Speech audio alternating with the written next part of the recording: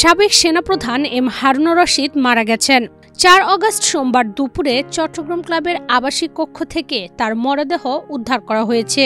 রাতে তিনি যে কক্ষটিতে ছিলেন সেখান থেকে সকালে কোনো সাড়া শব্দ না পাওয়ায় কক্ষটি খুলে অচেতন অবস্থায় তাকে পাওয়া যায়।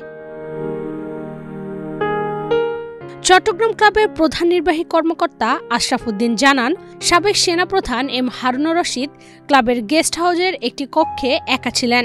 অনেক বেলা পর্যন্ত তিনি কক্ষ থেকে বের না হওয়ায় ক্লাবের লোকজন চিন্তিত হয়ে পড়েন। ওয়ালটন এখন দেশের সীমানা পেরিয়ে পৌঁছে গিয়েছে 50টিরও বেশি দেশে।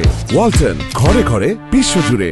এরপর দুপুর 12টার পর পুলিশ ও আইনশৃঙ্খলা রক্ষাকারী বাহিনীর সদস্যদের উপস্থিতিতে কক্ষের তালা খুলে অচেতন অবস্থায় তাকে উদ্ধার করা হয়। আশরাফ উদ্দিন জানান, রাতে হৃদরোগে আক্রান্ত হয়ে তার মৃত্যু হয়েছে বলে চিকিৎসকদের ধারণা।